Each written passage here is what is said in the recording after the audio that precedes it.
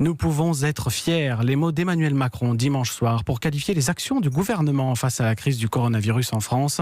Cet épisode inédit a-t-il vraiment été bien géré par les autorités? Début aujourd'hui des travaux de la commission d'enquête de l'Assemblée nationale. L'approvisionnement en masques, bien sûr, la stratégie des tests, aussi la mortalité dans les EHPAD. 32 députés vont auditionner pendant plusieurs semaines des ministres, ex-ministres, mais aussi des dirigeants d'agences sanitaires et d'administration. Jean-Gabriel Bourgeois. La priorité, c'est de distinguer ce qui relève de conditions normales d'impréparation et ce qui relève de mensonges délibérés. L'État a-t-il menti sur les stocks de masques? C'est la question que compte soulever le député LR du Vaucluse, Julien Aubert. Les Français peuvent comprendre que leurs responsables politiques ne sont pas omniscients. En revanche, ce que j'essaye de savoir, c'est dans quelle mesure, malgré le fait qu'il y avait une pleine information, on a dissimulé des choses aux Français. Rien ne sera épargné au gouvernement, promet l'opposition. Les changements de doctrine au fil des semaines ou la stratégie de dépistage, ça a patiné au départ, dénonce le vice-président de la commission d'enquête, le socialiste Boris Vallaud. Il y a eu manifestement des choses qui ont dysfonctionné, il faut y trouver des explications et les remèdes. Lorsque le gouvernement pourra être mis en difficulté,